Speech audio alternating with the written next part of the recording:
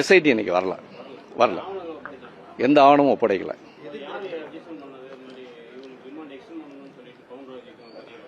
Sir இதுல இன்னைக்கு என்னன்னா technically we call it as functus officio.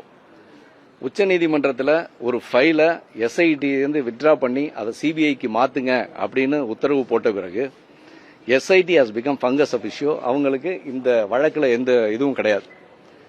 ஆகையினால அவர்களுடைய தரப்பை விசாரித்து ஒரு தீர்ப்பு சொல்ல முடியாது. இந்த விஷயத்தை நாங்கள் நீதிமன்றத்தில் எடுத்துரைத்தோம்.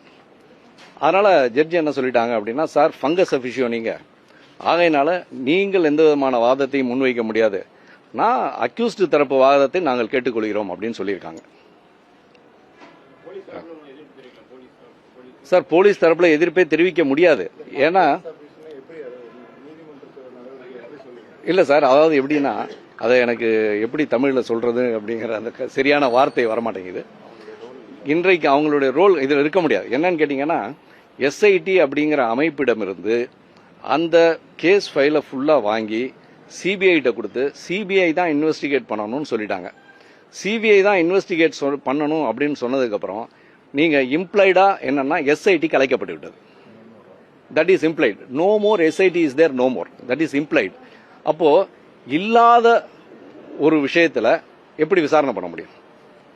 அதனாலதான் அவங்க ஃபங்க்ஷன் பண்ண முடியாது. இல்லை இருந்தால் தான் ஃபங்க்ஷன் ஆக முடியும். இல்லை அம்மா அந்த சூழ்நிலை. இப்ப எஸ்ஐடி அப்படிங்கிறது implied by the order of the supreme court. SIT அப்படிங்கிறது இம்ப்ளைட்லி டிசால்வ் இல்ல, அது இல்லா நிலையான அந்த ஒரு அமைப்பு, அந்த இடம் இல்லை அப்படிங்கிறது தான். அவரு அரசு வழக்கறிஞர் என்ன சொன்னாரு அப்படின்னாக்க, உச்ச நீதிமன்றத்தினுடைய தீர்ப்பை காண்பித்து இந்த ஃபைலெல்லாம் அவங்கள்ட்ட நாங்கள் கொடுக்கணும், இந்த ஃபைலெல்லாம் அவங்கள்ட்ட அவங்க எங்கள்கிட்ட வாங்கிக்கணும், நாங்கள் அவங்கள்ட்ட கொடுக்கணும். அதனால அதுக்கு டைம் இல்லை, இன்னும் நாங்கள் கொடுக்காத காரணத்தினால ரிமாண்ட் எக்ஸ்டெண்ட் பண்ணணும் அப்படின்னு சொல்லி சொன்னார்.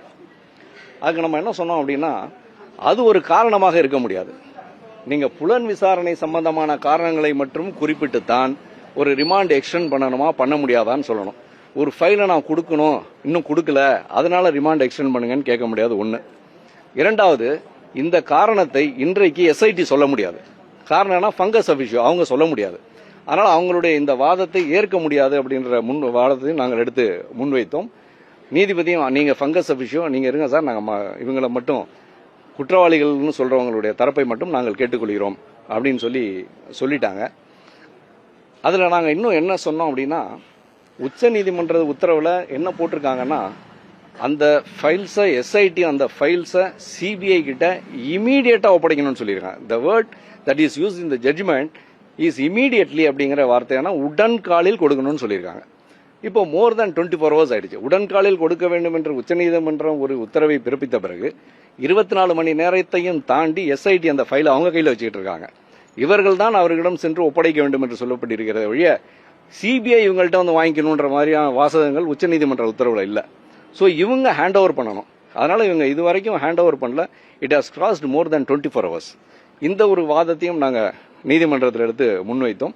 எங்களுடைய வாதத்தை ஏற்றுக்கொண்டு நாளைக்கு விசாரணை செய்வதாக நீதிபதிகள் தெரிவிச்சிருக்காங்க. அதனால இதனுடைய டீடைல்டு ஆர்குமெண்ட் நாளைக்கு நடக்கும்.